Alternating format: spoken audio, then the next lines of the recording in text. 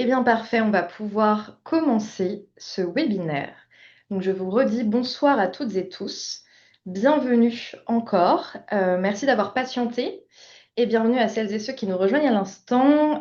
Donc, je rappelle, ce webinaire s'intitule Les menaces que l'extrême droite fait peser sur la transition écologique et sociale.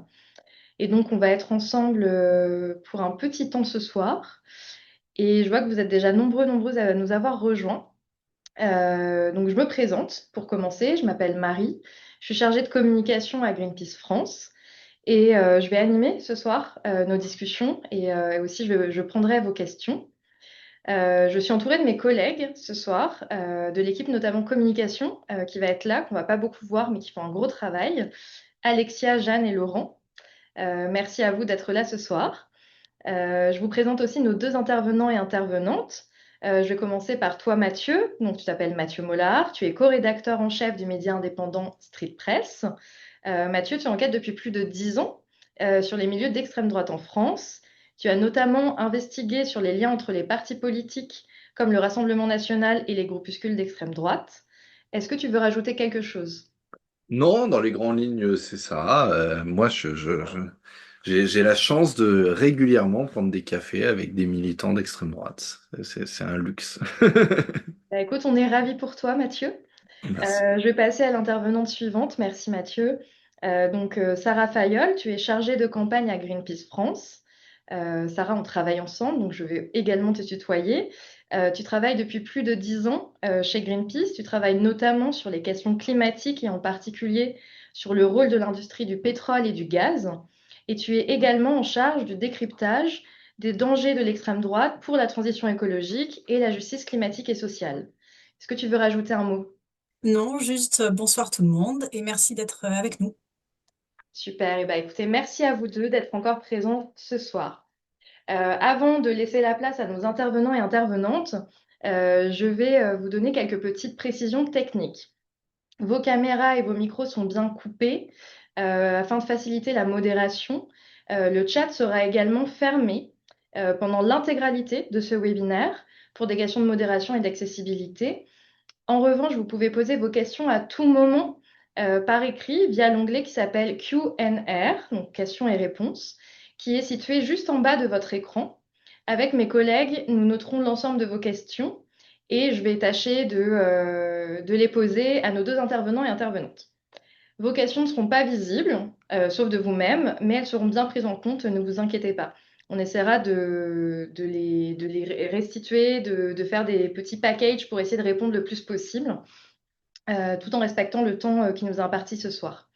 Si vous rencontrez des problèmes d'ordre technique, vous pouvez aussi utiliser cet onglet Q&R qui est en bas de votre écran pour nous en alerter. Comme ça, l'équipe de communication qui est dans les backstage pourra vous aider et voir avec vous comment régler le problème. Donc avant même de parler transition écologique et sociale et des menaces qui pèsent, il nous semblait primordial quand même ce soir de rappeler ce qu'est l'extrême droite aujourd'hui. Donc on va commencer par ça. Quelles sont ses racines, son histoire? Qui est-elle aujourd'hui? Quels sont ses réseaux? Dresser cet état des lieux est indispensable aujourd'hui pour comprendre les menaces concrètes, non seulement sur l'écologie, mais aussi sur nos droits fondamentaux. Donc sans plus attendre, je vais te laisser la parole, Mathieu. Donc Mathieu, à toi les studios. Merci. Eh ben, bonsoir à toutes et tous. Même si je vous vois pas, et c'est toujours un exercice très particulier de faire ces webinaires.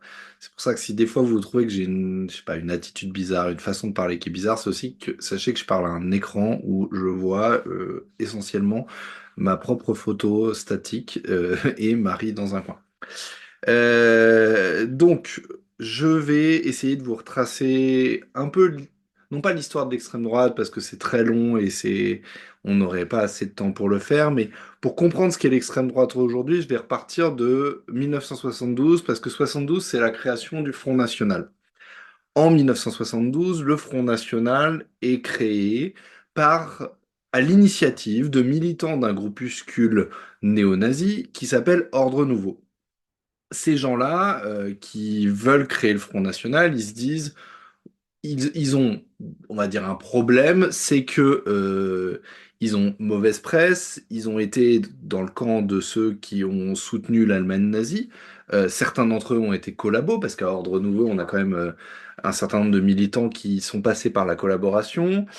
C'est aussi des ardents défenseurs de l'Algérie française. On a aussi connu, on est dans une époque où on a connu l'OAS. C'est quelque chose qu'on oublie. En France, on a un problème de mémoire vis-à-vis de cette période-là. L'OAS, c'est un groupe terroriste d'extrême droite qui défend l'Algérie française, qui va faire plusieurs milliers de morts en France. C'est quelque chose qui a été pas mal effacé de notre histoire. En gros, ce groupuscule, il est dans le camp des perdants et on a vu ce que c'était l'extrême droite au pouvoir et les dégâts qu'elle fait. Donc, ils se disent qu'il faut présenter une nouvelle devanture qui soit un peu plus propre. Euh, donc, ils vont créer un parti politique parce que se présenter aux élections, c'est une façon de montrer qu'on est respectable, puisque on dit qu'on veut accéder au pouvoir non plus par la force, mais par le système électoral classique. Euh, Ça, c'est la première chose. La deuxième chose, ils vont reprendre une vieille idée, qui est une idée de Maurras. Maurras, c'est un penseur d'extrême droite d'avant-guerre qui a été très très influent. C'est l'un des intellectuels le plus influents de son époque. On le connaît beaucoup par sa participation à l'affaire Dreyfus. Pour ceux pour qui les cours de collège sont un peu lointains, c'est mon cas et ça peut être le cas d'autres personnes. L'affaire Dreyfus, c'est un colonel de l'armée qui est juif, qu'on accuse d'être un ennemi intérieur, de passer des informations aux ennemis, parce qu'il est juif, il serait pas vraiment français. Et la France se divise en deux pendant l'affaire Dreyfus, les Dreyfusards et les anti-Dreyfusards.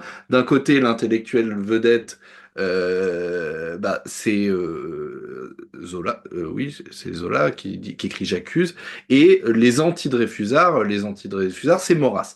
Et Maurras, il va dire quelque chose, il dit, nous, les nationaux, on devrait, on est tout le temps divisé entre les différents courants d'extrême droite, en gros, on devrait créer un front commun, et il écrit un front national. Ça, il le dit avant-guerre, et après-guerre, ce groupuscule néo-nazi se dit, bah, reprend l'idée, dit qu'il faut fédérer tous les groupuscules d'extrême droite au sein d'un front national. Donc ils font le tour des différents groupuscules et ils réunissent ceux qui veulent le retour d'un roi, ceux qui veulent, pour qui la priorité c'est l'Algérie française, ceux qui sont plutôt néofascistes, et ils essaient de réunir tous ceux qui acceptent, certains refusent, dans ce nouveau parti qu'ils vont baptiser Front National. Puis ils se disent, il faut un visage pour ce parti. Sauf que eux, c'est pas des mecs qui présentent hyper bien. Certains ont été membres d'organisations terroristes, d'autres ont des passés violents, certains ont été collabos. Donc il faut trouver un visage qui va pouvoir incarner ce nouveau Front National qui est censé être plus présentable. Et ils vont faire un casting, ils vont aller proposer à différentes personnes de prendre la tête de ce nouveau parti plutôt que de le chercher dans leur propre rang. Ils vont essuyer plusieurs refus. Leur profil idéal, ce serait un résistant, parce qu'ils se disent quand même, si on arrive à avoir à la tête de notre parti un résistant, ça présentera bien. Sauf que les quelques résistants d'extrême droite à qui ils proposent vont tous décliner. Et finalement, ils vont évoquer un profil de quelqu'un qui a déjà une petite stature politique, qui a déjà été député. Il a été le plus jeune député de France, qui a été militaire, qui a été directeur de campagne d'une campagne présidentielle. C'est un certain Jean-Marie Le Pen. Et faut quand même se rendre compte qu'en 72, quand il propose de confier le Front National à Jean-Marie Le Pen, c'est parce que c'est le plus modéré d'entre eux, Jean-Marie Le Pen, par rapport à tous ces gens-là. Donc, il lui confie les rênes de ce parti, en se disant que, bon, ils vont pouvoir un peu le manipuler, etc. C'est là où il se trompe. Jean-Marie Le Pen va accepter, il va mettre la main sur le parti, et on le sait, il a dirigé d'une main de fer ce parti pendant des décennies. Euh, Quand on relit le premier article qui évoque la création du Front National, ce premier article, c'est un article du Monde, qui fait, je crois, un quart de page, dans lequel ils disent, voilà, un nouveau parti politique s'est créé, il s'appelle le Front National, il a été créé par les militants néofascistes d'Ordre Nouveau. Le journaliste écrit quelque chose qui est très intéressant, il dit, tiens, pour une fois, ils ont laissé de côté leur casque et leur manche de pioche. Parce que d'habitude, quand Ordre Nouveau faisait des meetings, ils avaient des casques et des manches de pioche. Et donc on voit bien que le premier meeting du Front National, il y a une volonté d'avoir l'air plus présentable. Aujourd'hui, on parle de stratégie de dédiabolisation. Et on a tendance à dire que c'est une idée de Marine Le Pen, que Marine Le Pen, elle essaye de se dédiaboliser par rapport à son père. C'est vrai, mais c'était déjà le cas de... Le Front National est une entreprise de dédiabolisation permanente de l'extrême droite. C'est même pour ça qu'il a été créé. Il a été créé pour peser dans le débat public en se présentant aux élections et en bénéficiant de tous les avantages économiques, politiques, symboliques. On se présente aux élections, on a le droit de s'exprimer dans les médias, etc. Et pour se dédiaboliser et dédiaboliser l'extrême droite groupusculaire. Et l'idée de départ, c'est de faire du Front National la maison commune de toutes les extrêmes droites, avec quelque chose qui est très particulier. Au Front National, pendant des décennies, on a le droit à la double appartenance, c'est-à-dire qu'on peut être membre du Front National et en même temps membre d'un groupuscule. C'est assez rare. En général, les partis politiques, ils veulent pas qu'on soit à la fois militant d'un parti et d'une autre structure très politique. C'est quelque chose qui souvent est vu comme quelque chose qui fait concurrence et qui est interdit. Au Front National, au contraire, c'est encouragé puisque c'est la maison commune. Donc on est membre de l'Action française, groupuscule royaliste, et membre du Front National. On est membre d'Ordre Nouveau, groupuscule néofasciste, et en même temps du Front National. Et ça va être autorisé pendant des années. Euh, Moi, ce que je considère, c'est que aujourd'hui, le Front National est toujours la maison commune des extrêmes droites. Alors, bon, Rassemblement National, mais ça, c'est juste un changement de nom. Et on le voit parce que on retrouve au sein du Rassemblement national toutes les grandes familles de l'extrême droite française qui évoluent, que je vais vous présenter, qui sont un peu des grandes tendances, et qu'on va retrouver soit de manière très, très claire, parce qu'ils vont avoir des députés, des collaborateurs parlementaires, etc. Soit on va les retrouver au sein du programme du Rassemblement national, parce qu'ils vont porter les idées revendiquées par ces grandes familles. Je vais vous partager un outil qu'on a créé avec Street Press qu'on a baptisé la carte au FAF. Alors FAF, contrairement à ce que ça laisse entendre, ça ne veut pas dire fasciste. C'est un acronyme qui veut dire France aux Français que à l'extrême droite même, certains revendiquent. Et donc c'est la cartographie de toutes les extrêmes droites. Une plateforme, je vous la partage en même temps que je parle. Touk. Est-ce que là c'est bon? Non, c'est pas encore bon. Là, ça doit être bon. Vous voyez bien? Oui, Je oui. vais, je vais essayer de... Toc, toc, toc, toc, toc. Là, c'est bon. Si je navigue, tout est clair et on voit en plein écran parce que comme je partage la carte, je ne vois plus mon On propre voit écran. très bien, Mathieu, il n'y a pas de problème. Super. Vous voyez sur cette carte, on a recensé tous les groupuscules présents sur le territoire français. Alors là, j'ai montré une vue globale, mais si je zoome sur un territoire, vous voyez, on va aller dans ce coin-là où il y a pas mal de monde, on zoome et on voit sur une ville, on peut même aller sur une ville, et là on voit par exemple Lyon qui est une des capitales symboliques et historiques de l'extrême droite radicale, même si par ailleurs aux élections, c'est pas du tout une ville où l'extrême droite a fait l'un de ses meilleurs scores, loin de là. On voit qu'il y a tous ces groupuscules qui sont présents dans la ville de Lyon. Ces groupes, à chaque fois, on leur a mis un picto. Chaque picto, c'est une façon de les rattacher à une famille. On a recensé entre 2 et 300 groupuscules présents sur le territoire. Pour chacun d'entre eux, si j'en prends un au pif, hop, on clique là-dessus, on a une petite fiche qui explique qui sont les personnalités principales, etc. Tout ça est accessible gratuitement sur notre site, il n'y a pas besoin de payer, donc vous pourrez aller voir. Les grandes familles. Hop, on bascule sur les grandes familles. Il faut laisser le temps à la page de se charger. Voilà. Là, c'est les mêmes groupes qui sont regroupés non plus géographiquement, mais par famille. Et je vais vous présenter ces familles-là parce que c'est tout ce qui compose l'extrême droite. Vous voyez, on a ici plein de petits groupes où il y a écrit les nationalistes révolutionnaires. Vous voyez, si je passe ma souris dessus, Bourg-en-Bresse nationaliste, Caen nationaliste, Brigade Puot, voilà. Il y a plein de groupes. Le fait qu'il y ait plein de groupes, ça ne veut pas dire qu'ils sont plus nombreux. Alors, eux, qui c'est? C'est les néofascistes. C'est les nostalgiques de Mussolini ou du Troisième Reich. Il y a des subtilités entre eux, mais globalement, l'idée générale est la même. C'est les adeptes du bras tendu. C'est les groupes les plus violents. C'est des groupes qui revendiquent un discours un peu social, un peu ouvriériste, et en même temps quelque chose de très nationaliste et surtout très antisémite.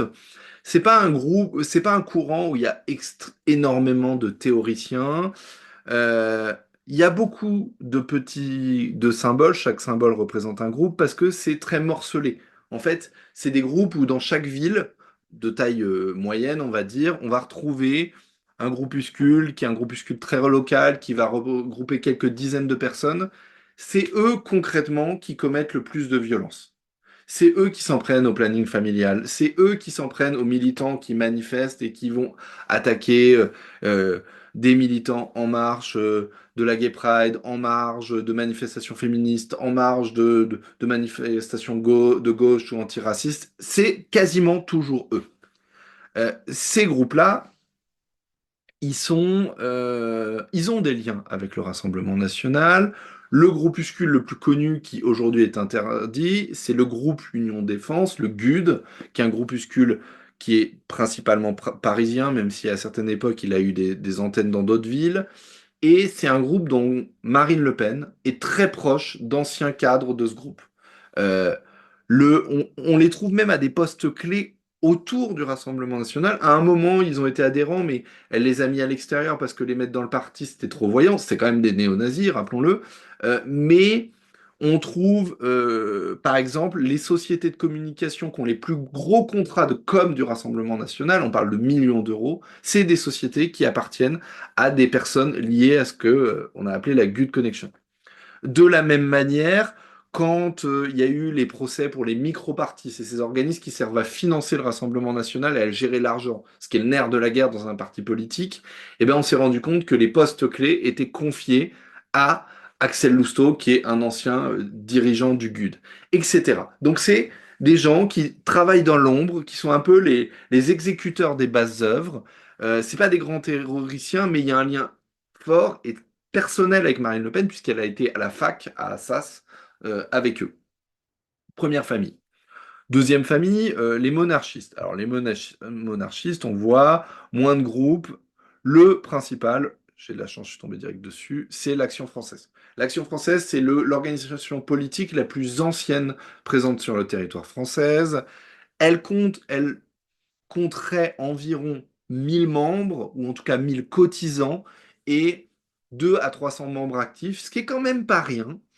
Et c'est une école de formation. C'est-à-dire que l'Action française organise des conférences. L'Action française organise des formations. Et elle va former des cadres pour toute l'extrême droite. Il y a plein de gens qui passent à l'Action française et ensuite qui vont ailleurs. Euh, on les trouve en politique, à l'extrême droite, mais pas seulement. Un certain Darmanin a grenouillé autour de l'Action française. On le sait parce qu'il a signé des textes dans des revues qui sont éditées par l'Action française. Il a participé à des conférences de l'Action française. Donc il a bénéficié un peu de cette formation-là. On- Eugénie Bastier, qui officie sur CNews et au Figaro, elle aussi, on sait qu'elle est passée à des conférences. Elle n'a pas forcément eu sa carte à l'Action française, mais elle a bénéficié de cet écosystème de formation. Et on va aussi avoir des cadres, alors des gens du Rassemblement national, sans surprise, des gens d'autres groupuscules. Jusqu'à il y a 1 ou 2 ans, le boss du GUD, c'était quelqu'un qui s'appelle Marc de Cacrède-Valmenier, qui est d'ascendance noble, comme son nom l'indique, et qui, lui-même, avant d'aller au GUD, était à l'Action française. Alice Cordier, qui est la directrice de Némésis, un groupuscule fémo-nationaliste, elle est passée par l'Action française. C'est vraiment une école de formation. C'est leur principale activité. On les a aussi pas mal vus pendant la manif pour tous. J'avance parce que après, on va me dire que je parle trop. Euh, les cathos intégristes. Les cathos intégristes, leur principale structure, c'est la fraternité sacerdotale Saint-Pie X. On connaît bien l'église parisienne qui s'appelle Saint-Nicolas du Chardonnay. Alors, c'est une organisation qui est très discrète, qui est très, très puissante.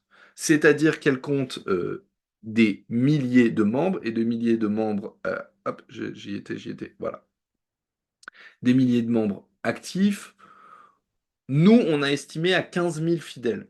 C'est pour le coup énorme. Et en plus, c'est des fidèles donc des pratiquants religieux, qui suivent des messes en latin. C'est un courant de l'Église qui est en rupture avec l'Église vaticaniste, avec le pape.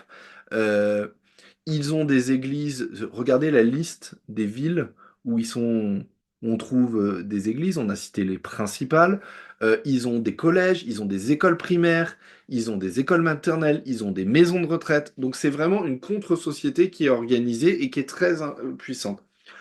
Ils sont présents en politique de différentes manières, souvent sans se présenter comme étant Saint-Pédis. C'est-à-dire ils vont être sur des listes Rassemblement National, mais aussi sur des listes de droite, mais aussi sur des listes MoDem, parce que le MoDem, c'est dans d'autres pays, on appellerait ça la démocratie chrétienne. En Italie, ça s'appelle comme ça, les démocrates chrétiens.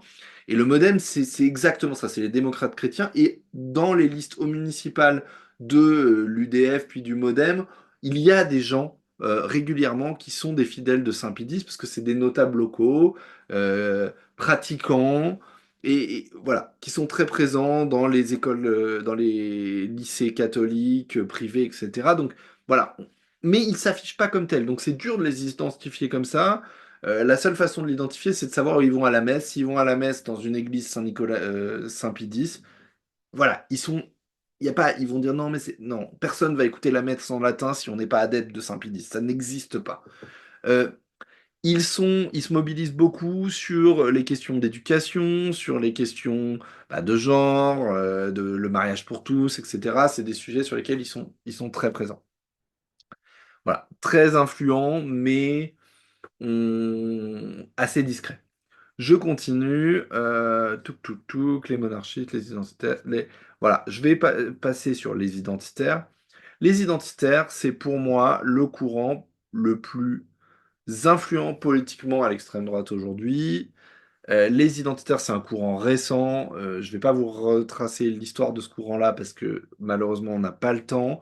Mais c'est ceux qui ont imposé, par exemple, la théorie conspirationniste du grand remplacement. Le fait que l'immigration, qui est favorisée par les élites mondialistes, pour ne pas dire les juifs, mais bon, euh, l- l'immigration va progressivement remplacer la population de Français dits de souche. C'est une théorie qui a été médiatisée par Renaud Camus.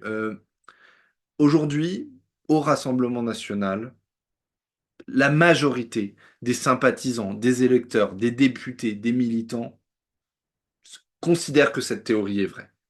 Et en fait, le Rassemblement national est, à mon sens, aujourd'hui, un parti qui est globalement identitaire.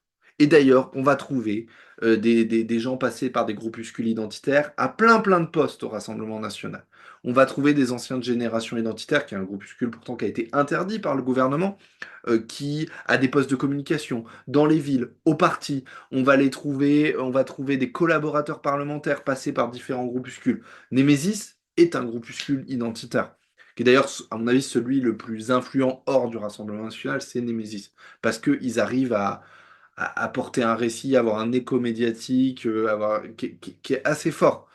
À chaque grande manifestation nationale féministe, elles arrivent à s'incruster et à polariser le débat autour d'elles-mêmes. Et donc en déplaçant le sujet. Et ça, c'est totalement une stratégie qu'ont mis en place les identitaires.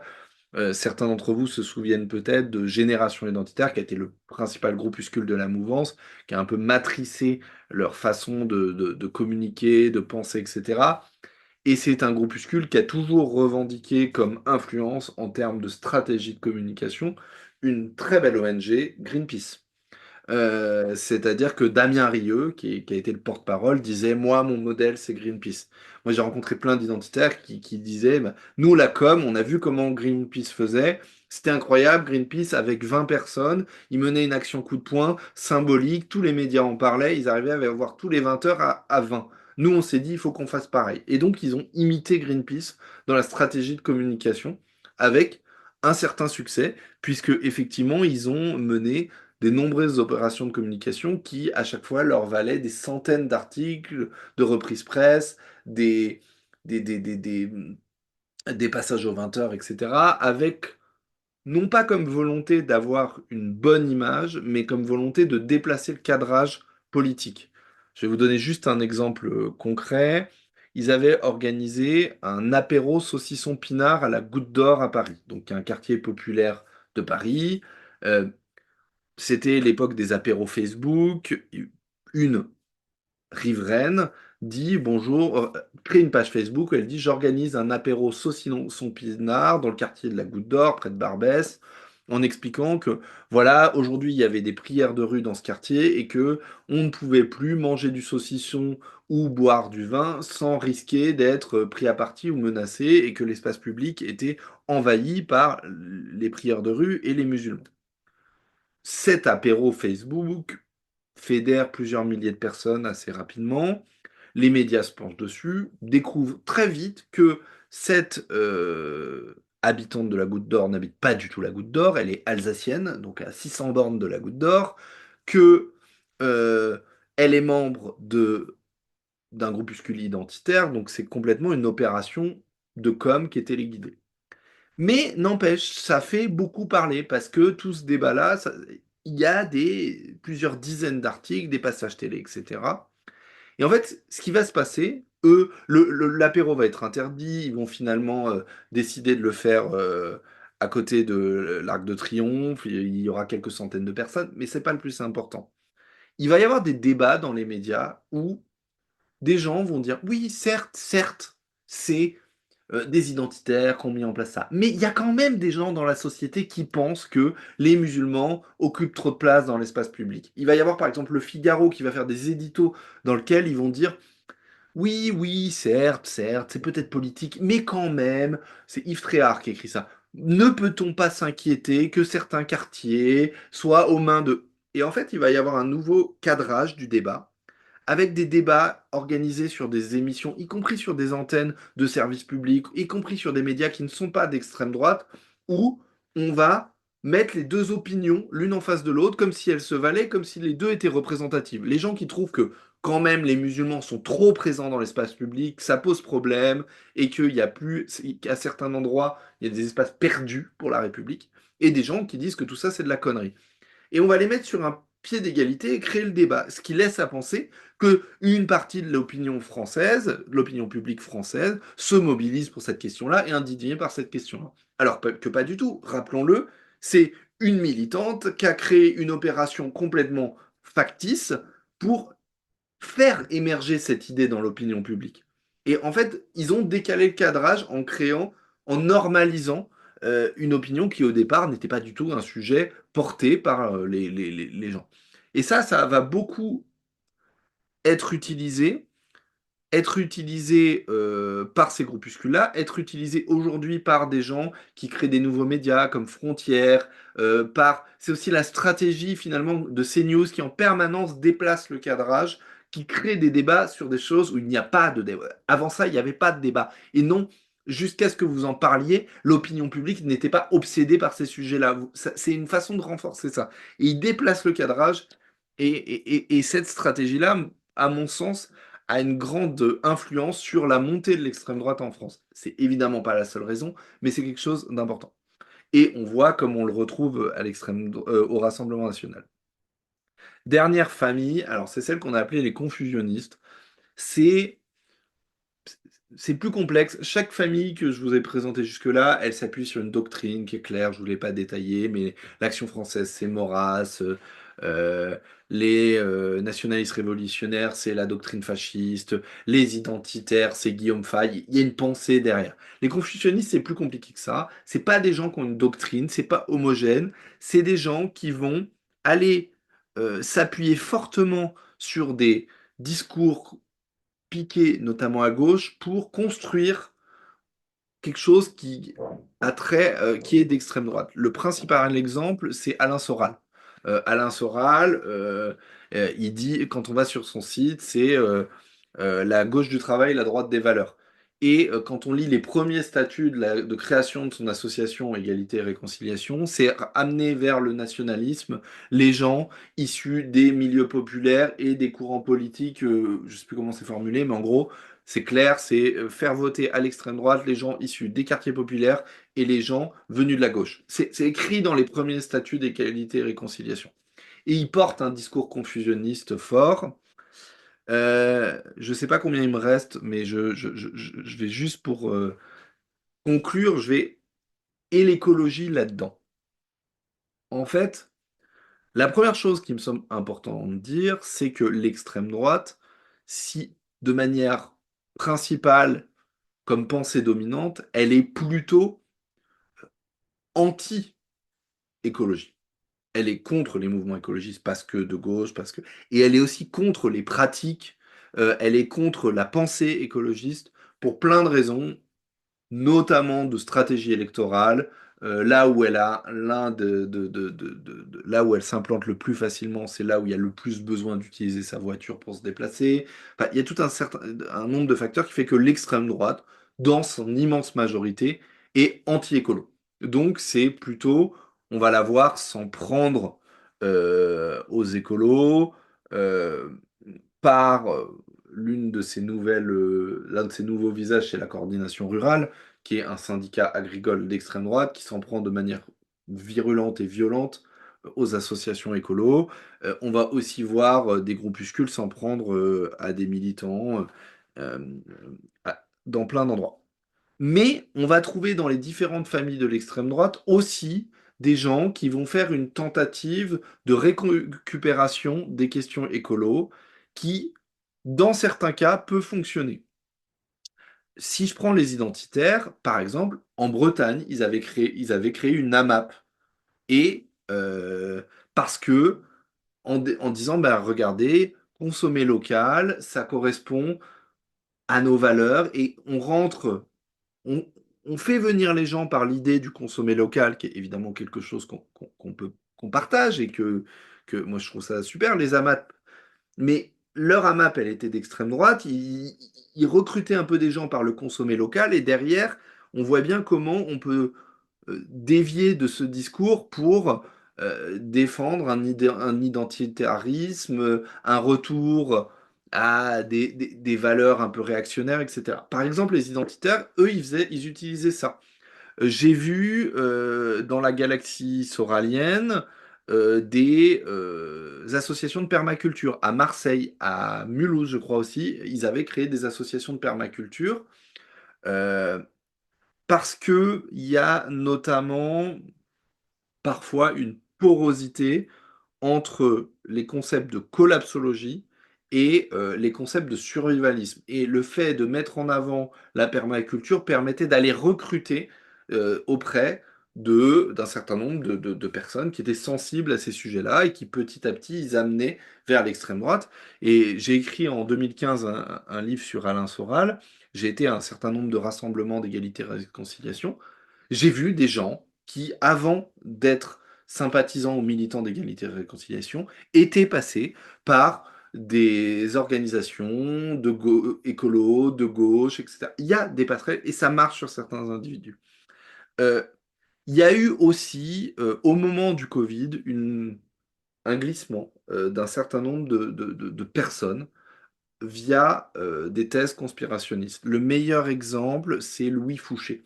Louis Fouché, c'était un militant des Colibris, une association que sans doute vous connaissez bien, avec lequel je travaille, et on a justement travaillé ensemble sur comment ça se faisait que dans leur association, ils pouvaient avoir un militant qui devienne un militant d'extrême droite et qui tente d'embarquer avec lui d'autres personnes.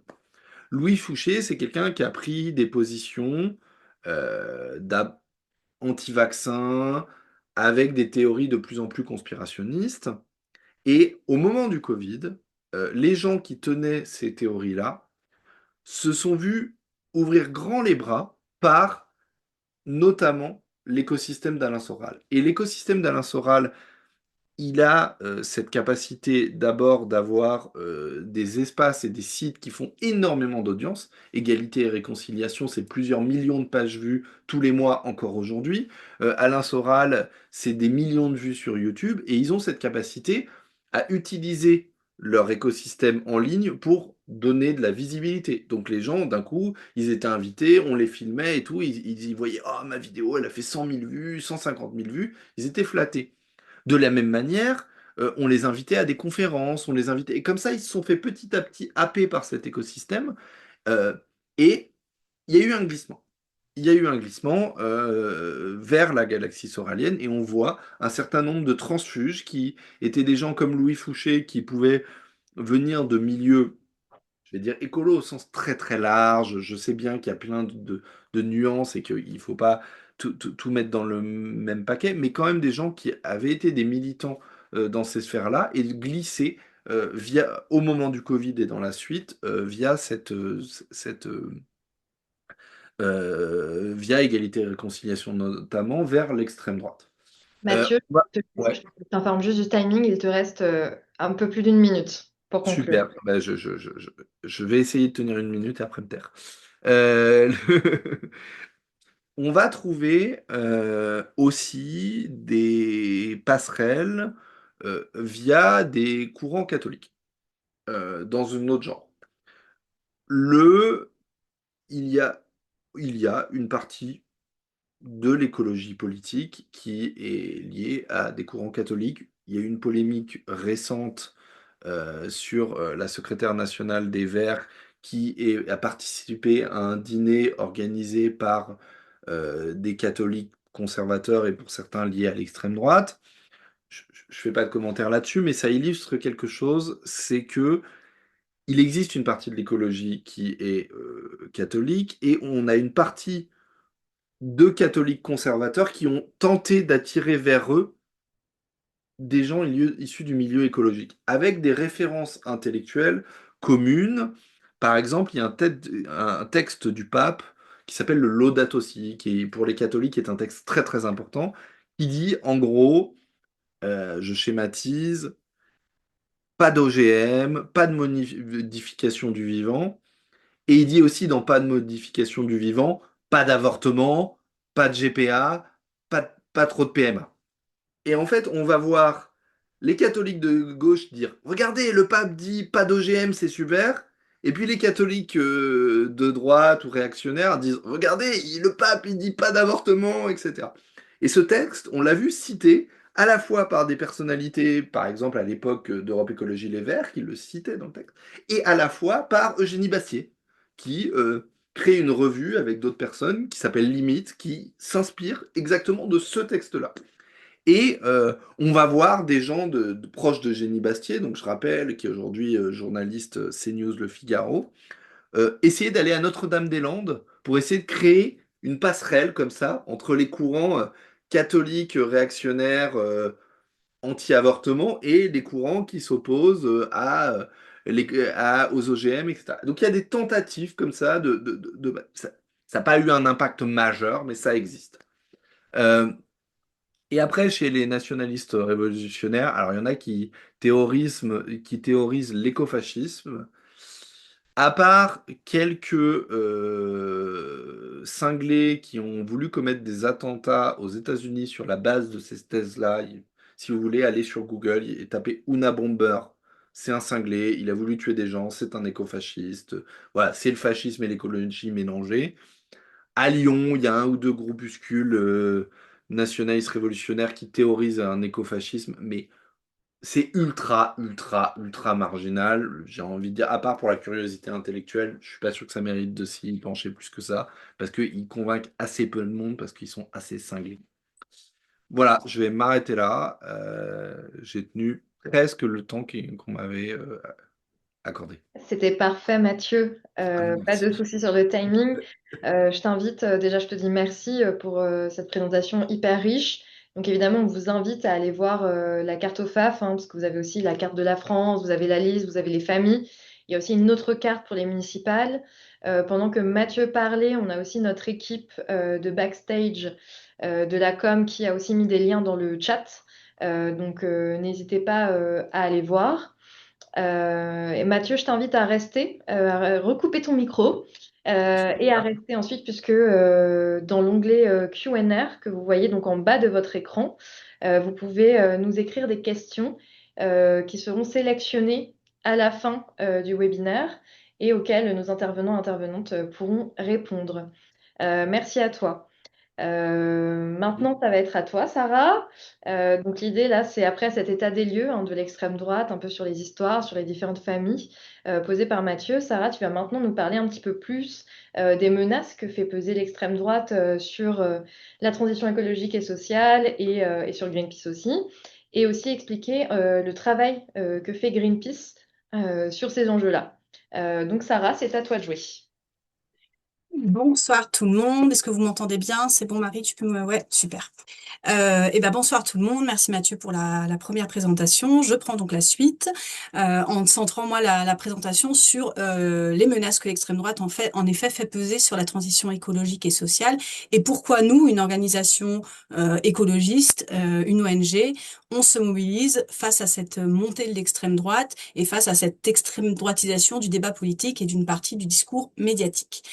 En introduction, je voudrais rappeler deux petites choses. La première, c'est que évidemment, la montée de l'extrême droite, elle ne date pas d'aujourd'hui. C'est pas une chose nouvelle, c'est quelque chose qui s'ancre dans le temps, et aussi que nous, notre positionnement contre le projet politique d'extrême droite, il ne date pas non plus d'aujourd'hui. Marie pourra vous partager des images tout à l'heure qui vous montreront un peu des images, vous verrez, vous aurez les légendes, donc vous pourrez voir un peu l'historique. Mais pour vous donner un exemple concret, on a pris position à chaque fois que l'extrême droite s'est retrouvée au second tour de l'élection présidentielle depuis 2002. Donc voilà, c'est pas quelque chose de nouveau, c'est pas forcément quelque chose qui est très visible pour tout le monde et tous les gens qui nous soutiennent, mais c'est pas quelque chose de nouveau chez nous. Ce qui est nouveau, c'est qu'on estime quand même qu'on fait face aujourd'hui à une vague ultra réactionnaire, ultra conservatrice, qui est hyper violente, qu'on constate à l'échelle internationale, mais aussi en France. En France, ça se manifeste comment? Ça se manifeste par le fait que le Rassemblement national est arrivé en tête du scrutin des élections européennes de 2024. S'en sont suivies les élections législatives anticipées que vous avez toutes et tous en tête. Mais au-delà des seuls résultats électoraux du Rassemblement national, ce qu'on constate, nous aussi en France, en tant qu'ONG, qu'acteurs de la société civile, c'est aussi un contexte plus global de dérive réactionnaire du discours politique, de dérive réactionnaire d'une partie du discours médiatique, d'un glissement aussi d'une partie de la droite qui reprend de plus en plus à son compte des idées traditionnellement d'extrême droite et qui construit aussi des alliances avec des partis d'extrême droite. Donc c'est dans ce contexte-là dans lequel on a mis en place aussi chez Greenpeace une équipe qui travaille sur ce contexte d'extrême droitisation du débat politique et médiatique et de monter dans ce contexte-là des idées anti-écolo pour essayer de réfléchir à comment on pourrait être plus proactif, plus engagé face à cette menace. Donc voilà en introduction. Maintenant, je vais essayer de découper ma présentation en deux grandes parties, puis après vous faire une petite conclusion sur, comme le disait Marie, sur ce qu'on essaye de faire à notre niveau. La première partie, la première chose dont je voudrais vous parler, c'est pourquoi une organisation comme Greenpeace, donc une ONG, acteur de la société civile, se mobilise face à la montée de l'extrême droite et à l'extrême droitisation du débat politique. Avant de rentrer dans le fond du sujet, il me semble hyper important de rappeler quelque chose. J'imagine qu'il va y avoir des questions là-dessus, donc je les anticipe. Greenpeace est bien une organisation apartisane, c'est-à-dire qu'on ne soutient pas tel ou tel candidat, on ne soutient pas tel ou tel parti, et on est strictement indépendant des partis politiques. On ne dépend pas d'eux. Ça, c'est très clair. Mais par contre, nous ne sommes pas une organisation apolitique. Pourquoi? Parce que l'écologie est fondamentalement un sujet politique, que notre action est politique, que nous considérons que pour faire advenir une transition écologique et sociale qui soit juste et ambitieuse, ça suppose justement des choix politiques forts et structurants.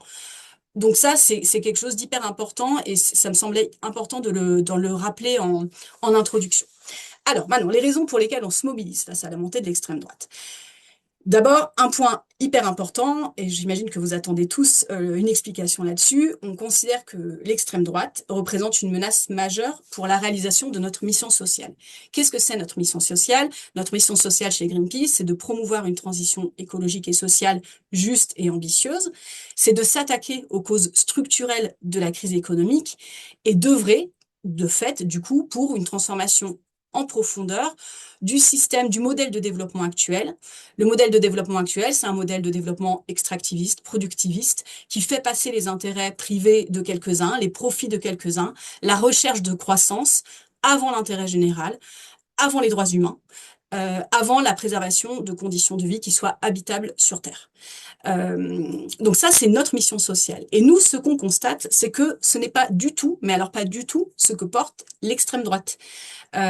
Et que derrière leur discours populiste, les partis d'extrême droite, quand ils sont en situation de voter, quand ils sont en situation de prendre des décisions politiques, ce qui a été le cas les dernières années, puisque on a un groupe du Rassemblement national à l'Assemblée nationale, on a des groupes de partis d'extrême droite au Parlement européen, donc on est en capacité d'analyser leur vote, de regarder ce que votent ces gens quand ils sont en situation de voter. Et ce qu'on constate, c'est que derrière leur discours populiste, quand ils doivent voter, ces gens-là se placent la plupart du temps du côté des puissants, du côté des élites économiques, qui ne veulent strictement rien changer au système destructeur en place et au modèle de développement actuel. Je pose ça là, j'y reviendrai après dans une deuxième partie avec des exemples plus concrets pour expliciter ça. Là, je me concentre essentiellement pour sur essayer d'expliquer, de partager pourquoi une organisation comme Greenpeace prend position et se mobilise contre ce projet politique d'extrême droite. Donc ça, c'était la première raison. Il y a une antinomie fondamentale avec ce qu'est notre mission sociale et la réalisation de notre mission sociale. Mais évidemment, notre engagement, notre positionnement contre le projet politique d'extrême droite, il ne s'arrête pas aux enjeux écologiques et environnementaux. Notre opposition au projet politique d'extrême droite, elle est plus globale. Alors Mathieu l'a dit, donc je vais le redire avec mes termes, mais je pense que c'est cohérent. Le projet politique de l'extrême droite, c'est un projet politique qui est fondamentalement raciste, fondamentalement discriminant, et qui met en danger certaines communautés et certains pans de la population. Des personnes discriminées en fonction de leur orientation sexuelle, de leur genre, de leur sexe, de leur religion, de leur origine, supposée ou réelle, de leur soi-disant appartenant à une race. Vraiment, le projet politique de l'extrême droite, il se fonde sur une division, sur le fait de diviser les gens entre eux et sur une hiérarchisation des vies. Et ça, pour nous, c'est vraiment quelque chose qui est profondément intolérable. Ce n'est pas acceptable et ça ne correspond en rien au projet de société que l'on veut voir advenir et que l'on souhaite promouvoir. Deuxième chose, le projet politique de l'extrême droite, il remet en cause des valeurs fondamentales de notre organisation. On est une organisation écologiste, mais on est animé par un certain nombre de valeurs. L'antiracisme, le féminisme, la solidarité internationale, l'ouverture aux autres et au monde, le respect des droits humains pour toutes et tous. Et là, il y a quelque chose de profond, encore une fois, qui nous oppose fondamentalement à ce projet politique de l'extrême droite. Et l'extrême droite, il n'y a qu'à regarder les exemples historiques, ils sont nombreux, il y a aussi des exemples dans d'autres pays. L'extrême droite, quand elle arrive au pouvoir, elle s'attaque aussi aux libertés fondamentales, aux droits fondamentaux, comme la liberté d'expression, la liberté de manifestation. Et ça, ce sont des droits et des libertés qui sont pour nous, organisations de la société civile, absolument indispensables pour pouvoir mener notre action, agir dans l'espace public, agir au sein de la vie démocratique du pays. Voilà, et la dernière chose que je voulais vous signaler, qui est une raison importante aussi pour laquelle on se mobilise contre l'extrême droite, c'est que l'extrême droite, elle représente aussi une menace existentielle pour nos organisations, et notamment pour une organisation comme Greenpeace. Je vais vous prendre un exemple très concret. Chaque année, les députés du Rassemblement national, à l'Assemblée nationale, au moment des débats budgétaires, ils sont aujourd'hui rejoints de plus en plus par des députés de droite, mais traditionnellement, les députés d'extrême droite essayent de s'attaquer à ce qu'on appelle notre rescrit fiscal. Notre rescrit fiscal, c'est le fait que les gens qui nous soutiennent, qui nous donnent de l'argent, qui nous soutiennent en nous faisant des dons, j'imagine que vous êtes nombreux ce soir dans ce cas, merci déjà, les députés du Rassemblement national essayent d'assécher nos ressources financières en essayant de priver, en revenant sur notre rescrit fiscal, c'est-à-dire le droit des gens qui nous font des dons à une déduction fiscale. Faire ça, c'est mettre en péril en fait nos ressources financières parce que c'est un moyen de s'attaquer et d'assécher nos ressources financières. Donc on voit bien qu'il y a une vraie volonté chez ces partis politiques d'extrême droite d'assécher nos organisations, d'assécher l'espace civique et de mettre en péril l'existence même d'un certain nombre d'organisations de la société civile qui portent une voix radicale et critique. Voilà sur les raisons pour lesquelles on s'engage contre l'extrême droite et contre le projet politique d'extrême droite. Maintenant, je vais passer à ma deuxième point, c'est essayer de donner des exemples concrets et de faire comprendre où est le problème quand on parle d'extrême droite et d'écologie. La première chose qui me semble hyper importante, c'est que aujourd'hui en France, quand on regarde le discours de l'extrême droite sur l'écologie, c'est un discours, l'extrême droite en France porte et alimente un discours extrêmement fallacieux autour d'un concept qui est celui de l'écologie punitive. Pour nous, c'est un concept qui est hyper problématique à plein de niveaux. Je vais essayer de les résumer ici, et puis on pourra y revenir si vous avez des questions. D'abord, c'est un discours qui vise à faire croire que les mesures qui sont portées par les mouvements écologistes, que les mesures écologiques seraient forcément des mesures qui pèsent et qui punissent les gens. Alors qu'en fait, on essaye aussi de développer, on développe des mesures, des propositions, des solutions qui vont au contraire dans le sens d'améliorer la vie des gens, d'améliorer leur quotidien et de leur permettre de vivre mieux, en fait, d'avoir une meilleure santé, de pouvoir mieux se chauffer chez eux, mieux se déplacer, etc., etc. Par ailleurs, le discours sur l'écologie punitive, c'est un discours qui laisse entendre que la transition écologique ne pourrait s'envisager qu'en pointant du doigt les responsabilités individuelles et qu'en pesant, qu'en punissant les ménages et les personnes vulnérables. Alors que nous, justement, ce qu'on souhaite faire quand on travaille sur l'écologie, c'est de mettre en lumière les responsabilités politiques, pas les responsabilités individuelles, c'est de mettre en lumière la nécessité d'un juste partage de l'effort. Nous ne contribuerons pas tous et toutes de la même manière à la crise écologique, et nous ne devons pas toutes et tous être mis à contribution de la même manière.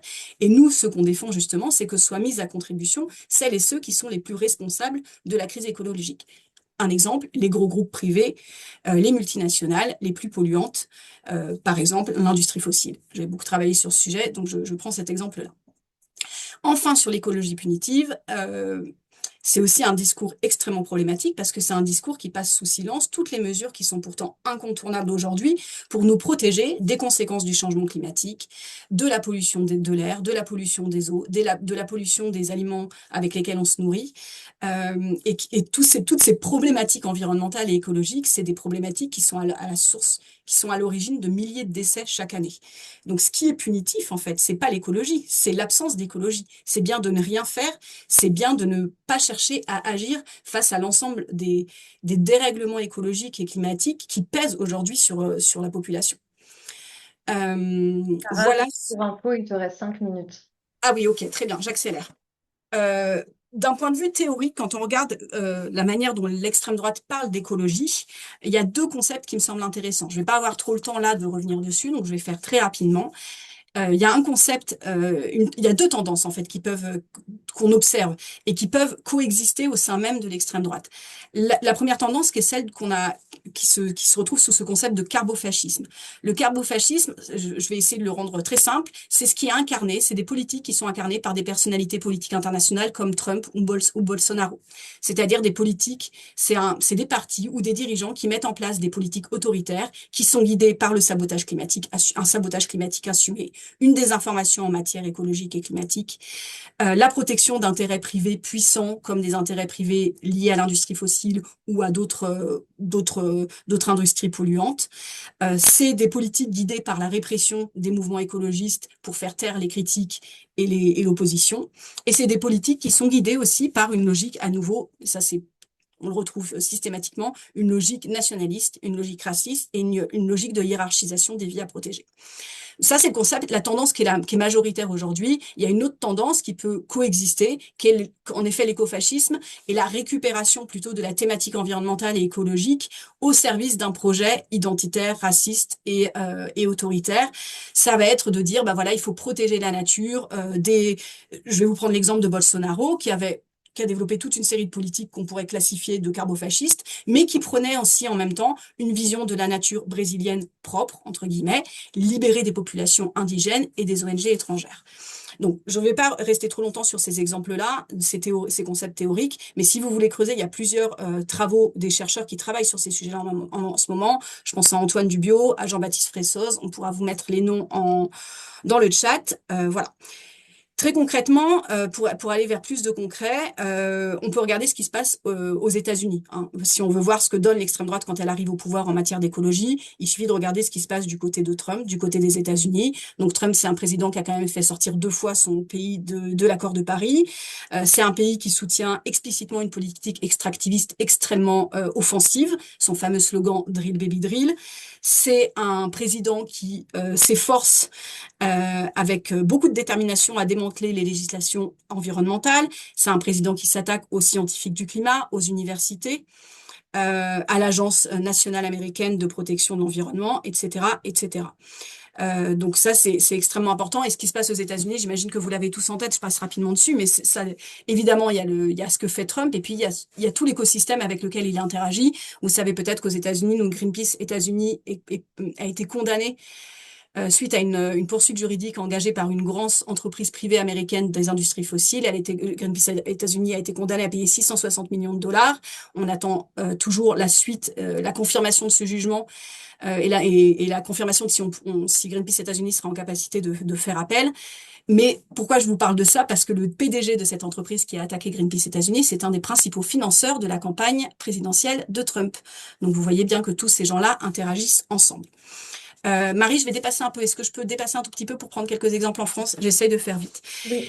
Je voudrais juste vous donner quelques exemples aussi de ce qui se passe en France, parce que comme je vous le disais, on n'a pas forcément besoin de regarder non plus que du côté des autres pays, puisque depuis ces dernières années, en fait, on a un groupe politique du Rassemblement national à l'Assemblée nationale, on a des députés d'extrême droite au Parlement européen, donc on voit ce que ces gens votent. Et je vais vous prendre quelques exemples de ce qu'ils votent quand il s'agit d'écologie. Le premier exemple que je voulais vous prendre, c'est la loi Duplon. J'imagine que vous l'avez tout en tête, donc une loi sur les questions agricoles, une loi pro-pesticides, une loi pro-méga-bassines, une loi pro-élevage industriel, et que tous les députés RN ont voté en suivant en fait les recommandations de gros lobbies privés de l'agro-industrie et des géants de l'agro-industrie aux dépens de notre santé, aux dépens de notre environnement et aussi aux dépens des petits paysans. Deuxième exemple que je voulais vous prendre, c'est que régulièrement, il y a des offensives au Parlement, à l'Assemblée nationale, de la part des députés du Rassemblement national pour pousser le projet d'un moratoire sur le développement des énergies renouvelables et pour revenir sur essayer de réouvrir la possibilité d'exploiter et d'explorer des ressources fossiles, d'énergie fossile sur le territoire français, ce qui n'est plus possible depuis l'adoption d'une loi qui s'appelait la loi Hulot. Donc ils essayent de revenir sur cette loi-là. Je passe cet exemple-là et je vous en donne un autre qui me semble extrêmement intéressant à l'approche des élections municipales qui auront lieu, vous l'avez en tête, probablement en mars de cette année.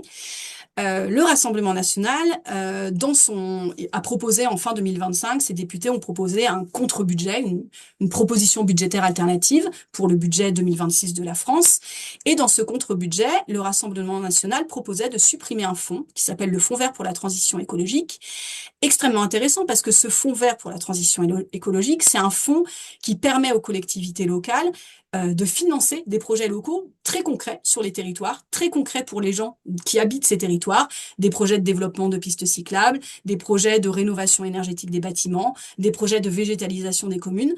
Tout simplement, le Rassemblement national proposait de supprimer ce fonds-là. Donc je le mets en exergue parce que ça me semble hyper intéressant à l'approche des élections municipales. Et je vais terminer, ça passe vite.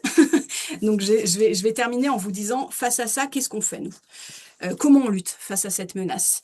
Je vais pas rentrer dans le détail de tout ce que j'aurais aimé vous raconter, mais je pourrais peut-être y revenir s'il y a des questions.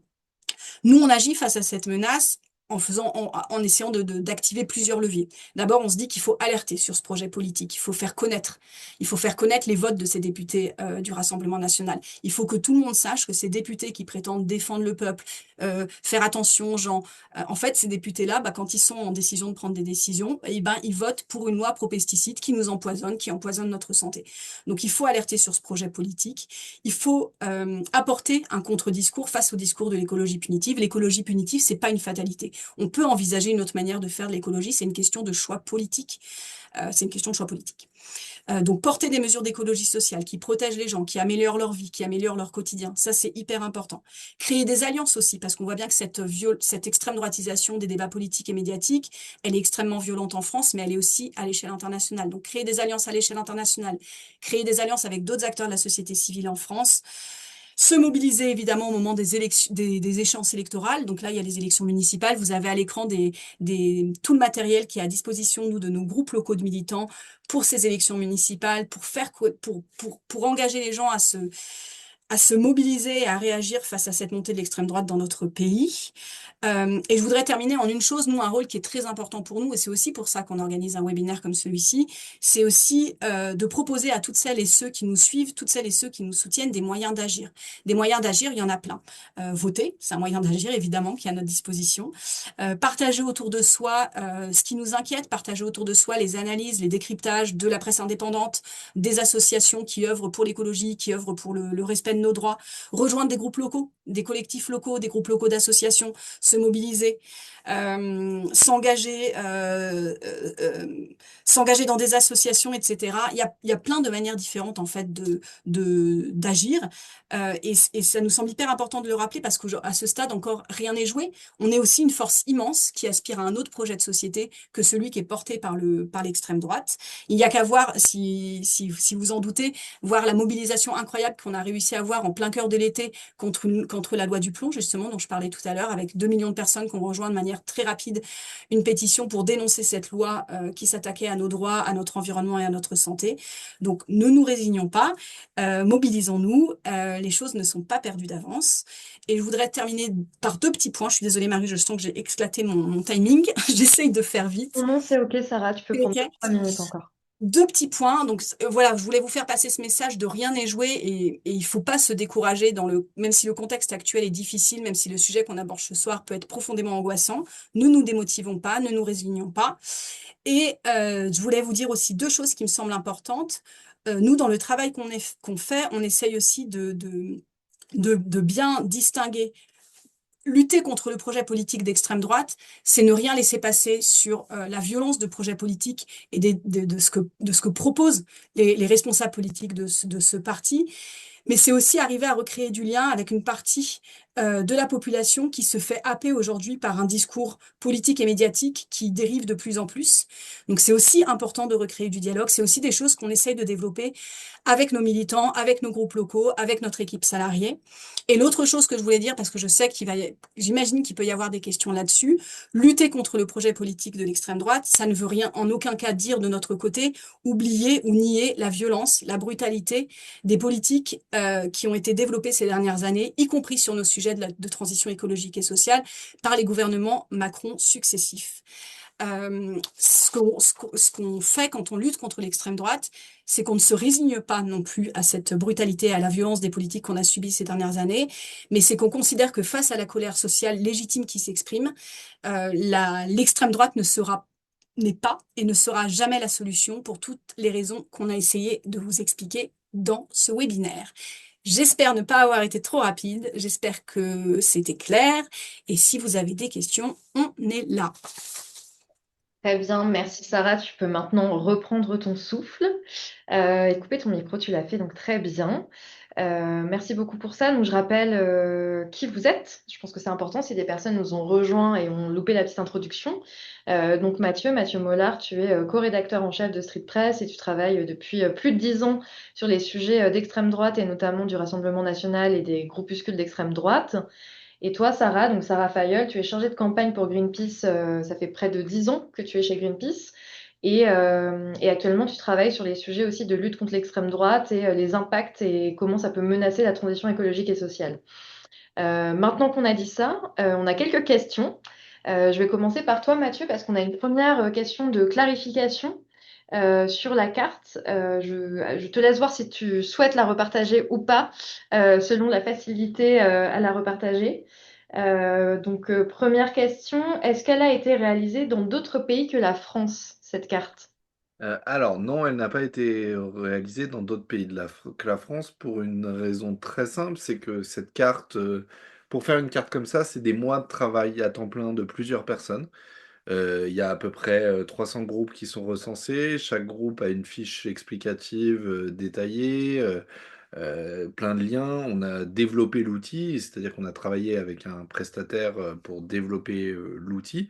Donc c'est un investissement qui est conséquent et on l'a financé 100% avec notre budget, quoi. C'est 100% Street Press.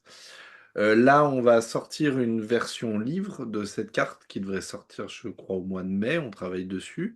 On est en train de l'adapter en livre avec des contenus supplémentaires, des mises à jour. Peut-être qu'il y aura un jour des versions à l'étranger, mais faut trouver à la fois des moyens financiers et à la fois des partenaires sur place qui ont la compétence aussi, parce que cette carte, elle a été faite par des journalistes qui sont spécialistes du sujet, et il faut trouver d'autres gens dans d'autres pays pour le faire, mais moi je trouve que ça pourrait avoir un sens dans d'autres pays d'Europe de développer des outils similaires. Très bien. Eh bien, écoute, on attend les prochaines cartes dans les années à venir avec impatience. Une autre question sur cette carte qui visiblement a bien intéressé notre public ce soir. La question, c'est sur la présentation des organisations d'extrême droite. Qu'en est-il du groupe des monarchistes? Qui sont-ils et que cherchent-ils à faire? Alors, ouais, j'en ai un peu parlé. Les monarchistes, la principale organisation, c'est l'Action française. Bah, qu'est-ce qu'ils cherchent à prendre? À faire? En théorie, ils disent qu'ils veulent le retour du roi et qu'ils voudraient mettre un roi au pouvoir dans une espèce de monarchie parlementaire. En vrai, tout ça, c'est quand même... eux-mêmes, ils y croient pas vraiment hein, à l'idée qu'ils auront un roi au pouvoir. C'est plutôt l'idée de défendre une certaine vision de la France, très réactionnaire, avec un pouvoir régalien très centralisé, et après une vision très réactionnaire du pays. Et c'est ce que je disais, sa principale action aujourd'hui, c'est d'être une école de formation pour des cadres et des cadres d'extrême droite et d'être aussi un réseau d'influence réactionnaire. Moi, j'ai jamais rencontré un monarchiste qui m'a dit les yeux dans les yeux, moi, je pense qu'il y aura le retour d'un roi de mon vivant en France. C'est plutôt une utopie d'extrême droite, on va dire. Ok, très clair. J'espère que c'est plus clair pour la personne qui a posé la question dans le chat. Autre question, cette fois je vais te lancer Sarah et puis Mathieu, je te laisserai rebondir aussi si tu le souhaites. Une question pas évidente. La guerre de Trump contre l'écologie, selon vous, est-ce qu'elle influence les extrêmes droites jusqu'en France? Ah bah, oui, enfin, je pense qu'en tout cas, il y a une Trumpisation du débat. Je ne sais pas si ce terme est très grammaticalement correct, mais Peut-être oui, l'expliciter, oui. bah, de fait, la violence des politiques de Trump que Trump déploie aux États-Unis en matière de dérégulation environnementale, de déconstruction et puis d'attaque contre des acteurs qui travaillent sur les sujets climatiques et écologiques, elle, euh, elle déplace complètement la fenêtre. C'est un peu je sais pas si c'est un concept très connu, mais elle déplace cette fenêtre d'Overton. Elle dépasse le cadre de pensée en fait, en se disant bah oui, finalement c'est possible. Regardez ce qui se passe aux États-Unis. Donc définitivement, c'est sûr que ça normalise des choses qui sont en fait complètement anormales et choquantes et des décisions politiques qui sont extrêmement graves. Donc oui, je pense que ça l'influence, que ça banalise des décisions politiques extrêmement graves. Euh, et je vous rappelle quand même qu'une partie de l'extrême droite, de nos responsables politiques, des responsables politiques d'extrême droite, se sont félicités, ont soutenu le fait que Trump soit réélu, l'ont présenté comme un acteur politique important qui allait aussi améliorer qui allait pas contribuer à améliorer la situation en Europe. Donc oui, il y a il y a des liens entre ces acteurs politiques-là, et il y a une influence clairement à l'échelle ouais, une influence à l'échelle internationale de ce que des acteurs politiques comme Trump font dans leur pays. Le fait, par exemple, je vais vous reprendre un exemple que j'abordais, mais le fait que Trump décide de sortir son pays de l'accord de Paris, ça crée un précédent. Alors tout le monde va pas tout le monde va pas le reproduire ce précédent, évidemment, mais ça crée un précédent et ça rend finalement moins grave le fait de pas respecter l'accord de Paris. Il y a pire que nous puisque Trump il est sorti de l'accord de Paris. Vous voyez un peu la manière dont ça déplace la fenêtre et le cadre de pensée, quoi. Très clair. Merci Sarah. Est-ce que Mathieu, tu veux ajouter quelque chose pour répondre? Ouais, il y a une influence aussi idéologique. Si on prend Trump, il a été élu avec... c'est une association de plusieurs courants de pensée. C'est à la fois le courant réactionnaire des républicains, qui est l'aile la plus conservatrice des républicains, donc le parti conservateur aux États-Unis, avec notamment ce qu'on appelle les Tea Party, enfin l'aile la plus réac de la droite américaine, on va dire, et qui s'est associé à des courants qui correspondent au groupuscule qu'on a chez nous, c'est-à-dire qu'on a des courants fascisants, héritiers du Ku Klux Klan, héritiers de groupuscules qui se revendiquent comme néo-nazis, qui se sont rangés derrière Trump, et un dernier courant qu'on a vu émerger qui sont un peu les technofascistes. Alors c'est genre Elon Musk, le propriétaire de X, anciennement Twitter, qui a été quand même pendant une période pas trop longue, mais quand même pendant une période, quelqu'un qui était l'homme le plus puissant du gouvernement américain, ce qui est complètement fou. Et lui, c'est vraiment un courant de pensée très particulier que je vais pas détailler, mais qu'on peut appeler technofasciste. Il y a un excellent livre sur le sujet qui est paru. On voit l'influence de ce courant de pensée-là sur, par exemple, le Reconquête. Sarah Knafo, qui est en ce moment candidate à la mairie de Paris. Sarah Knafo, d'abord dans la com, c'est du Trump, voilà, elle raconte n'importe quoi, et elle le sait parfaitement qu'elle raconte n'importe quoi, c'est quelqu'un de très intelligent, elle sait ce qu'elle fait.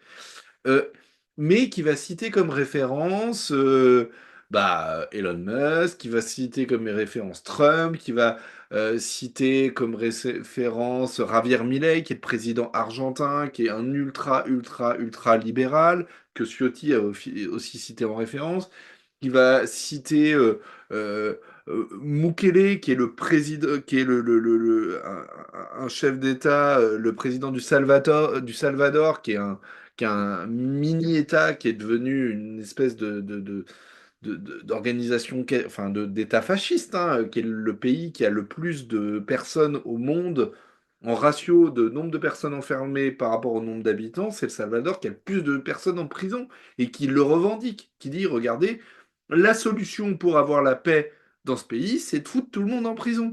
Et il en est très très fier. Et c'est une référence qui est revendiquée par une partie de l'extrême droite aujourd'hui. Donc oui, il y a une influence, et une influence sur l'idéologie, sur les programmes, sur la ligne politique défendue par toute une partie de l'extrême droite. Très réjouissant tout ça. Je vais passer à la question suivante. Merci déjà pour vos réponses. On a une question, une information dans le chat. Une personne qui nous dit qu'elle a entendu dans les médias que l'extrême droite, ce sera environ 2000 individus, j'imagine, en France.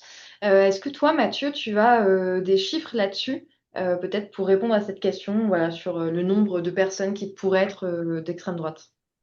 Alors, ce chiffre de 2000, c'est un chiffre qui correspond aux chiffres donnés par les services de renseignement en France, la police en gros, qui sont les militants, selon eux, les militants de l'extrême droite groupusculaire. Parce que si on prend le Rassemblement national, c'est bien, bien plus.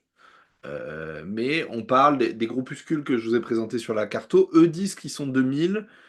Moi, je pense que ce chiffre est très largement sous-estimé.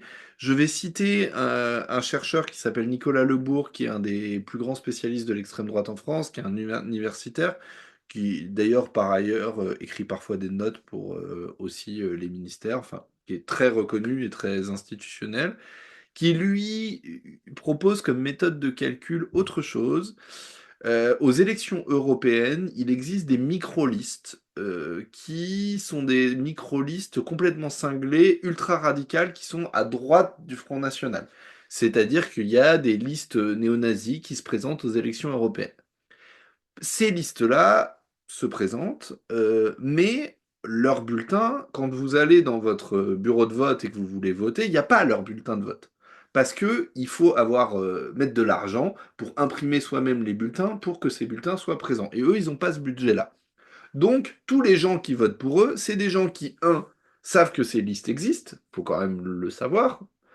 Deux, qui, sur leur ordinateur, vont eux-mêmes imprimer leur propre bulletin de vote pour l'amener au bureau de vote et voter pour cette liste en mettant le bulletin dans l'urne. Si on comptabilise aux dernières élections européennes le nombre de votes que regroupent ces listes ultra, ultra radicales, on est à entre 10 et 15 000 bulletins. Et donc, c'est un indicateur minimal de gens qui sont engagés dans cette radicalité. Parce que quand on est prêt à aller imprimer le bulletin de vote d'un... Enfin, voilà. Vous voyez ce que je veux dire? Sachant qu'en plus, dans cette mouvance, il y a toute une partie des gens qui ne votent pas. les néo-nazis ne sont pas tous des gens qui vont se rendre au bureau de vote pour voter aux élections européennes.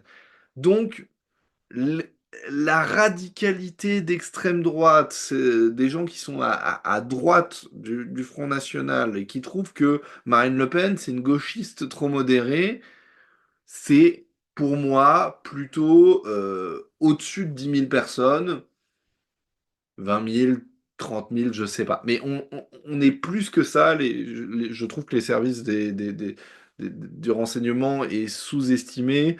Eux, ils comptent grosso merdo que les gens qui sont militants dans un groupuscule, qui se rendent à des manifestations. Mais on voit que ces gens-là, en fait, sont. C'est, par exemple, si on prend tous les projets d'attentats terroristes d'extrême droite qui ont été démantelés en France ces 5 dernières années, aucun ne compte dans leurs statistiques, alors qu'on parle de gens qui ont des projets terroristes. Donc en fait, leur façon de compter, elle ne marche pas et elle sous-estime le sujet. Et les chercheurs sont à peu près tous d'accord pour dire ce que je dis. Je me contente de répéter en réalité leur analyse. Très clair, merci beaucoup Mathieu. Question suivante. Les questions arrivent de plus en plus, donc je vous invite à faire des réponses un peu plus courtes, comme ça on va essayer d'en balayer le plus possible. Pardon. Euh, Question notamment pour Sarah, parce que c'est une question pour Greenpeace. Est-ce que vous faites des actions communes avec des partis politiques, des syndicats, des associations de jeunesse, etc. Et je vais la coupler à une autre question, si ça te va. Comment parler d'écologie aux gens alors que la plupart des gens ne s'en sortent plus financièrement? Ils ont mis ça au second plan. Alors, je ne sais pas de qui parle cette personne, alors qu'il est urgent de se mobiliser. Donc plutôt la question de comment mobiliser des personnes qui galèrent déjà financièrement. Ok. Alors sur la première question, j'ai essayé de le dire rapidement à la fin, donc désolé, je reviens dessus, ça a dû être trop rapide, mais effectivement un des gros travaux, pardon, sur lesquels on s'engage, un des chantiers sur lesquels on s'engage dans ce travail de lutte contre le projet politique d'extrême droite, c'est évidemment de construire des alliances. On a bien conscience qu'on va pas mener ce travail seul et que ce serait pas pertinent qu'en tant que seul organe ONG écologiste, on s'engage là-dessus. Donc oui, on travaille avec des alliances, notamment avec des acteurs et des associations, des organisations qui défendent d'autres luttes progressistes, émancipatrices, dont on estime qu'on doit être solidaire et dont on estime qu'elles font sens au regard des valeurs qui sont les nôtres. Et en fait, dont on sait que toutes et tous, on est menacés par nos missions sociales, nos raisons d'être, nos organisations sont de fait font face à la même menace en fait, face à l'extrême droite. Donc oui, on travaille en alliance avec des syndicats. Nous, on est membre de l'Alliance écologique et sociale, donc on travaille avec des syndicats. On se questionne sur ces sujets-là aussi avec eux. On travaille avec plein d'organisations de la société civile qui travaillent sur d'autres qui abordent la question de la lutte contre l'extrême droite à travers, elles, leur mission sociale. Ça peut être les questions de racisme et d'antiracisme, les enjeux de féminisme, les enjeux de solidarité internationale, les enjeux de liberté associative et de respect des droits. On est en lien avec tous ces acteurs-là, oui, évidemment. Et c'est même une des priorités sur lesquelles on travaille parce qu'on a bien conscience que ça passe par là.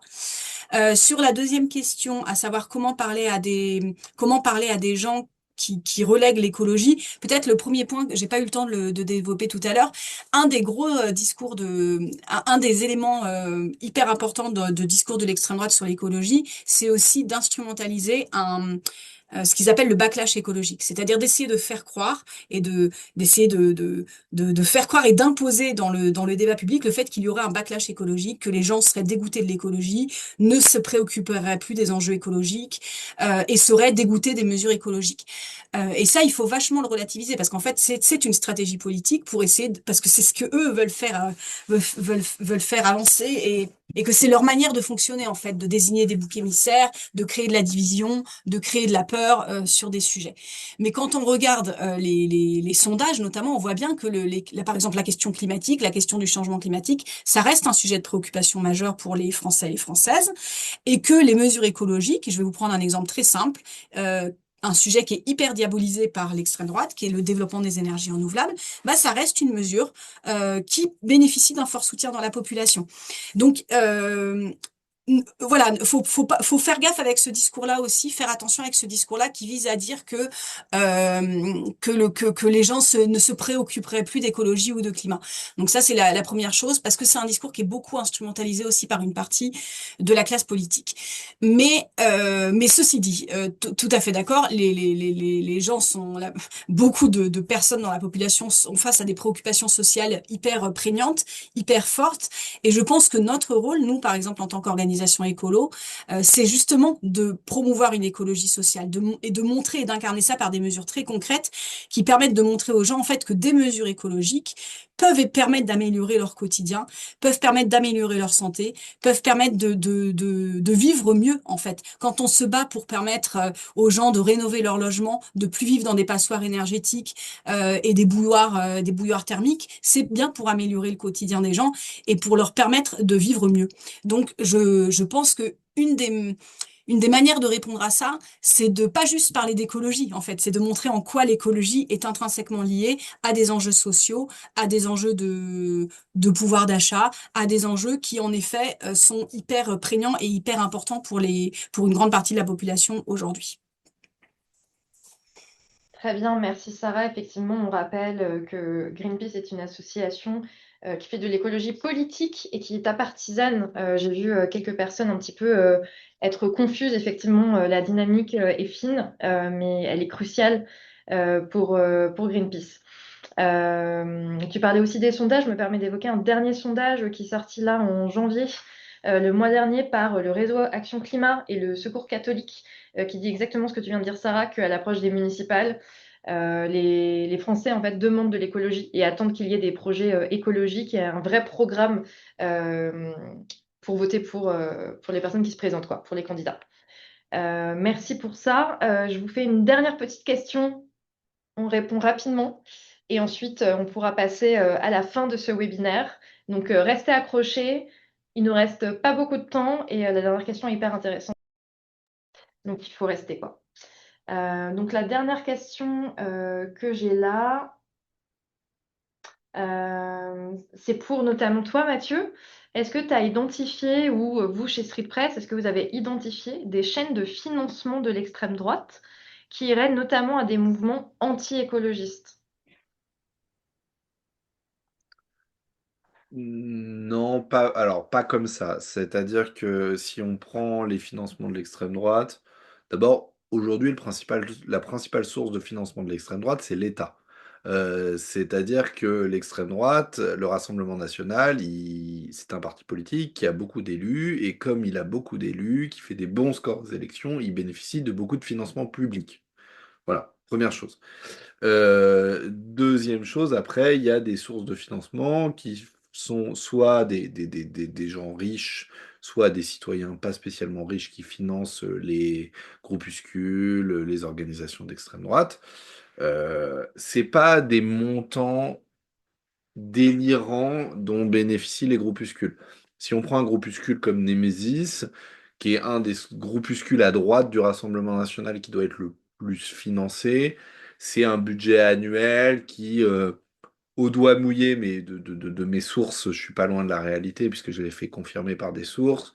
On est autour de 300 000 euros par an de budget annuel pour un groupuscule comme Nemesis. C'est pas négligeable, mais enfin, pour vous donner un titre de comparaison, le budget annuel de Street Press, c'est 1,2 million d'euros. Donc en fait, c'est pas non plus un budget délirant. Après, il y a aussi la coordination rurale qui, comme organisation anti-écolo, a pris une place en quelques années qui est une place très importante, qui bénéficie de financement. J'avais lu les chiffres, je voudrais pas les donner parce que de mémoire je suis pas capable, mais qu'on trouve assez facilement en ligne les chiffres, les sources de financement, les montants d'aide publique que la coordination rurale, dont la coordination rurale bénéficie, parce qu'il y a des élections aux chambres d'agriculture, ils se présentent, ils sont devenus le deuxième syndicat agricole de France, et grâce à ça, ont bénéficié d'aides publiques assez conséquentes. Et je pense que l'organisation anti-écolo la mieux financée et la plus impactante sur le terrain aujourd'hui en France, c'est la coordination rurale, qui est clairement une organisation d'extrême droite, qui assume des liens avec le Rassemblement national. On a un député du Rassemblement national qui est un ancien cadre de la coordination rurale. On a des cadres de la coordination rurale qui ont fait des déclarations d'amour à Jordan Bardella fantastique. À chaque fois que Jordan Bardella ou Marine Le Pen sont dans une exploitation agricole, c'est toujours des exploitations de la coordination rurale.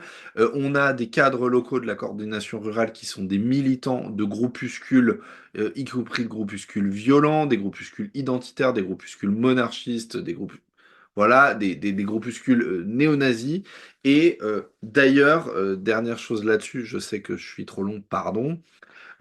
Au moment où il y a eu la mobilisation autour de la dermatose nodulaire. Vous savez, ces abattages de troupeaux, entre fin décembre et début janvier, les agriculteurs se sont mobilisés en disant, regardez, quand nos troupeaux sont atteints de cette maladie, on nous demande d'abattre tout le troupeau alors qu'il existe des façons de les soigner. On pourrait abattre une ou deux bêtes et sauver le troupeau.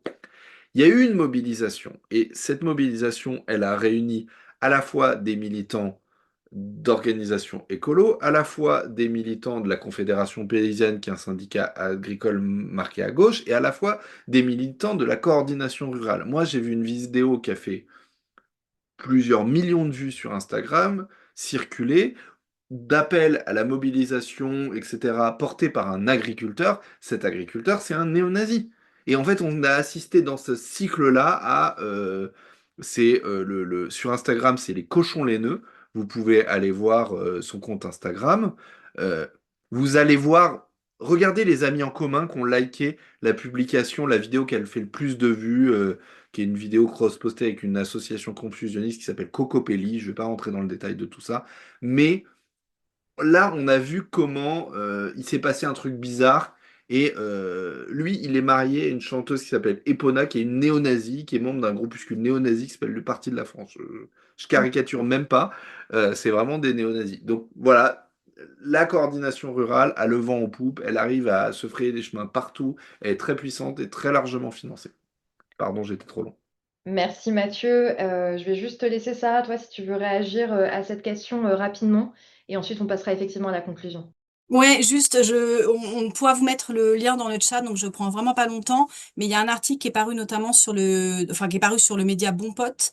Je vous le mentionne parce que c'est un article qui a essayé de creuser les liens, la manière dont le milliardaire Sterrin, dont on connaît la proximité avec les partis politiques d'extrême droite et les fonds qu'il investit au service de leurs projets politiques. Et cet article décrypte plus précisément, creuse les initiatives climato-sceptiques et climato-négationnistes, pour le dire comme ça, qui sont financées de près ou de loin par Pierre-Édouard Stérin, que ce soit des think tanks, des revues, des instituts de recherche. Donc on peut vous mettre le lien et je pense que ça permettra de répondre à la question de manière plus détaillée, qu'on aura le temps ici. Très bien, et ben merci Sarah pour ce dernier mot. Effectivement, nos collègues sont toujours en train de nous partager des liens dans l'onglet Q&R dans le chat. Donc, n'hésitez pas à aller voir aussi à cet endroit-là. Donc, on va maintenant devoir conclure ce webinaire après 1 heure et demie quand même chouette, intense, mais chouette, toutes et tous ensemble. Merci beaucoup de votre participation à chacun et chacune d'entre vous. Merci d'avoir pris ce temps, un mardi soir, de venir écouter ça. C'est très important pour nous. Donc, vraiment un grand merci. Un grand merci aussi pour votre temps. Sarah, Mathieu, merci d'avoir été présent et présente ce soir, d'avoir répondu aux Merci pour questions. l'invitation. Merci beaucoup. Avant de vous quitter, restez là parce qu'il y a des annonces importantes. Avant de vous quitter et de vous laisser voilà, vagabonder à votre soirée, j'aimerais vous dire quelques éléments. Si le sujet vous a intéressé ce soir, que vous soyez d'accord ou pas d'accord, hein, c'est pas le sujet, mais que vous avez envie d'en savoir plus, que vous souhaitez vous informer, que vous souhaitez agir, que vous souhaitez en parler à vos parents, à vos proches, etc., n'hésitez pas à vous connecter la semaine prochaine puisqu'on organise un deuxième webinaire qui s'intitulera Comment parler d'écologie et de politique avec ses proches sans se fâcher. Donc ça peut être assez utile en ce moment. Avec la militante et spécialiste de la mobilisation citoyenne qui s'appelle Loumir Laprès et Céline Ferrero qui est responsable de projet numérique chez Greenpeace et qui nous fera un petit topo sur comment justement on peut essayer de motiver ses proches à aller voter ou faire d'autres choses, même pour l'écologie et la justice sociale sur le web. Il y aura un replay de ce super webinaire qu'on a fait ce soir qui sera disponible d'ici quelques jours. Donc, surveillez vos boîtes mail et envoyez-les à vos proches si vous avez trouvé ça chouette. On vous invite aussi à vous informer et à agir en vue des élections des 15 et 22 mars. Ça arrive très très vite. J'espère que vous avez toutes et tous bien vérifié que vous étiez bien inscrits et inscrites sur les listes électorales. Donc voilà, on vous invite à aller vous renseigner sur ces élections. Si vous avez envie aussi de porter notre parole, si vous avez vu nos affiches, nos flyers, que vous trouvez ça chouette, vous pouvez totalement aller voir sur notre site qui s'appelle résistons.org, sur lequel vous allez trouver plein de ressources, que ce soit les affiches, les flyers, mais aussi des choses pour le online, le offline, etc. Donc vous trouverez forcément quelque chose qui vous intéresse et qui vous parle. Donc voilà, je vous laisse noter dans vos agendas le jeudi 12 février à 19 h pour ce deuxième webinaire. On vous attend donc nombreux et nombreuses. Ce soir, vous étiez vraiment beaucoup, donc on est vraiment très très très contents. Là encore, on vous met le lien d'inscription dans le chat tout de suite par mes super collègues en backstage. N'hésitez pas à vous inscrire, même si vous n'êtes pas sûr de venir. Vous pouvez aussi le partager à vos proches. Et un tout dernier mot, promis, celui-là c'est vraiment le dernier. Comme vous le savez, Greenpeace est une association qui est 100% indépendante et qui ne dépend d'aucune subvention ou de dons d'entreprise. C'est aussi ce qui fait notre liberté d'agir. Donc c'est seuls vos dons nous permettent d'agir au quotidien. J'ai envie de dire la même chose pour Street Press, puisque le journalisme indépendant, c'est aussi une manière de lutter complètement. Donc Street Press et d'autres médias indépendants, mais ce soir on va quand même parler de Street Press. C'est très Merci. très important de les soutenir aussi financièrement, si vous le pouvez. Il y a plein de manières de s'engager, par des dons financiers, par du soutien, envoyer les articles à vos proches, etc. Mais faites-le, c'est très important qu'on résiste ensemble. Parfois c'est aussi dans les petits gestes que ça se passe. Donc des liens vers voilà, les pages de dons vous sont aussi envoyées dans le chat. Et Donc un on a une grand merci. newsletter gratuite sur l'extrême droite. Vous pouvez vous y abonner. Une excellente newsletter de Street Press, tu fais bien de le dire. Écoutez, je vous dis un grand merci à toutes et tous et je vous souhaite maintenant une très bonne soirée et on peut se laisser ici. Merci beaucoup tout le monde. Merci. Bonne Bonne soirée à soirée. toutes et tous. Salut tout le monde.